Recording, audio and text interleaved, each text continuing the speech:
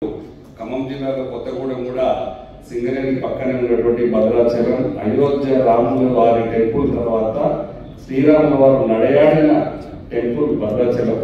దానికి ప్రత్యేకంగా నిరూపిస్తా అన్న సంతోషం.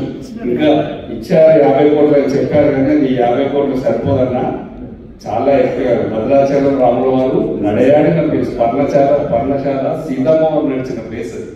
మనం చాలా ఎక్కువగా అభివృద్ధి చేసుకోవాలి.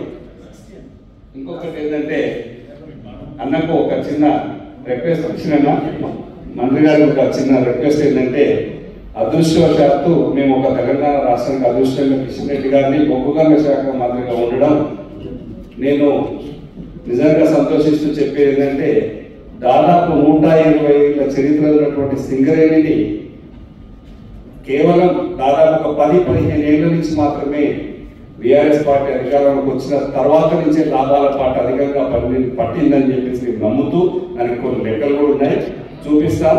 దాని ప్రకారంగా నేను చెప్పే రిక్వెస్ట్ ఏంటంటే, అన్న ఇది ప్రైవేట్ పరం కాకుండా మల్లన్న అన్న నేను ఒక నిమిషం, సింగరేణిలో 51% తెలంగాణ రాష్ట్ర ప్రభుత్వ వాటా ఉంటే 49% కేంద్ర ప్రభుత్వ వాటా ఉంది.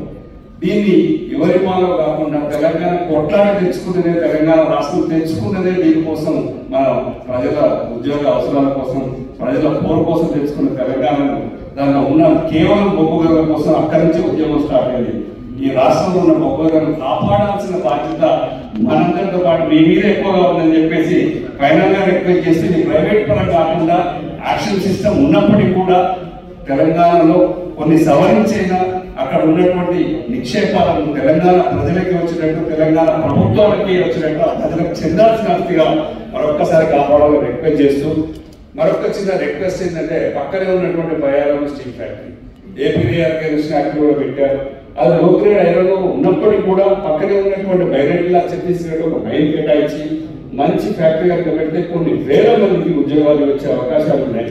ఈ 2 పనులు మీ చేతిలోనే ఉన్నాయి కాబట్టి safe hands, Telangana safe hands లో ఉందని మీరు భావిస్తూ ఇది ఖచ్చితంగా సక్సెస్ఫుల్ చేయాలని చెప్పేసి కార్పొరేట్లో మీరు ఇందాక చెప్పారు 350 కోట్లు పెట్టి పెట్టారు. దాంతో పాటు రైల్వే కోచ్ ఫ్యాక్టరీ కూడా చేసుకుంటే మన అందరి మంచిది. ఇలాంటి అభివృద్ధి కార్యక్రమాలకు రెగ్యులర్ కానీ ఏ ప్రోగ్రామ్ అయినా సరే కేసీఆర్ గారు బీఆర్ఎస్ పార్టీ ముందుంటది.